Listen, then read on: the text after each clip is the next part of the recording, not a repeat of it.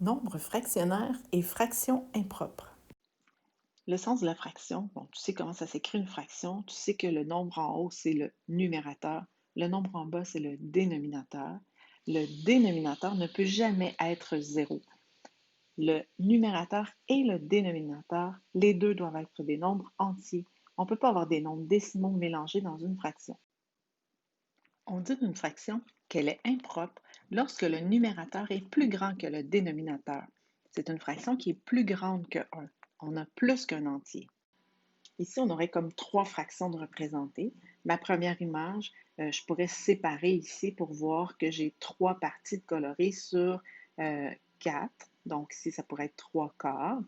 Dans l'exemple ici, j'ai 9 petits bonhommes sourires. J'en ai 5 de colorés. Donc 5 sur 9 pourrait être ma fraction. La dernière, ici en bas, je ne sais pas trop, c'est comme pas la moitié, c'est pas deux morceaux de la même grosseur, donc ce serait difficile de dire que c'est une demi.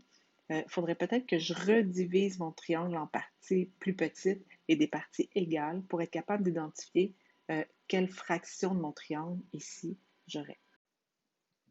Un nombre fractionnaire, c'est un nombre qui est composé d'une partie entière et d'une fraction. Exemple, 2 et 2 cinquièmes, 7 et 3 quarts, 36 et 3 seizièmes, 237 et 27 soixante-deuxièmes. Les nombres fractionnaires sont utilisés pour représenter des fractions qui sont plus grandes que 1. Par exemple, 579 seizièmes, ça ne me dit pas grand-chose. C'est pas facile à représenter rapidement. Alors que si je te dis 36 et 3 seizièmes, là, tu as une plus grande idée de ce que ça peut représenter. Pour transformer une fraction impropre en nombre fractionnaire. Par exemple, ici j'ai 38 cinquièmes. Combien y a-t-il de cinquièmes dans un entier? 5. 1 cinquième, 2 cinquièmes, 3 cinquièmes, 4 cinquièmes, 5 cinquièmes, j'ai un entier. 6, 7, 8, 9, 10, j'ai un entier. 11, 12, 13, 14, 15, 16, 17, 18, 19, 20, 25, 30, 35, 36, 37, 38 cinquièmes. 5 rentre combien de fois dans 38? Donc, je vais faire 38 divisé par 5.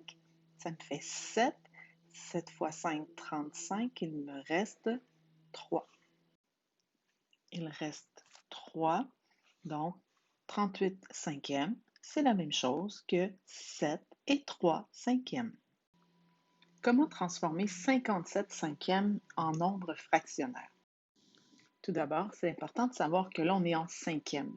Il y a combien de cinquièmes dans un entier? 5 cinquièmes. Donc, dans 57 cinquièmes, il y a combien d'entiers? 57 divisé par 5, ça me donne 11, quelque chose. Ce qui veut dire que 57 cinquièmes, ça contient 11 entiers et une partie fractionnaire. 11 entiers de 5 cinquièmes, ça veut dire que ça représente 55 cinquièmes. Il reste donc 2 cinquièmes. Ça met le choix entre deux méthodes. Choisis celle que tu veux.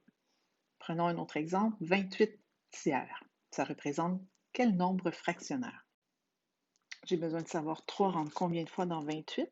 28 divisé par 3, ça me donne 9.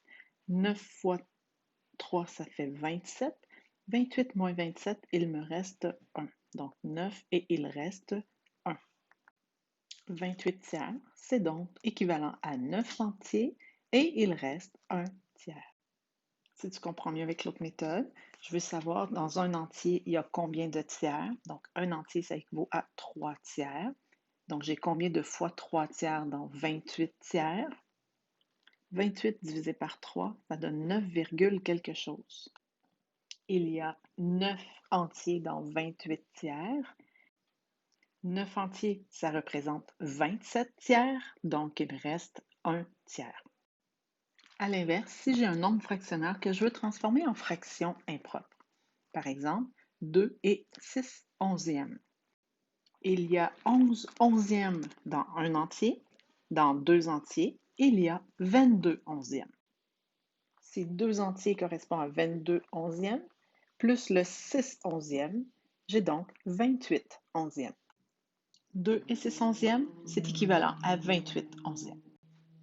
Un autre exemple, j'ai 4 et 3 septièmes. Ici, un entier, c'est 7 septièmes. Donc, 4 entiers, j'aurai 4 fois 7 septièmes, 28 septièmes. 28 septièmes plus les 3 septièmes, ça me donne 31 septièmes. 4 et 3 septièmes équivaut à 31 septièmes.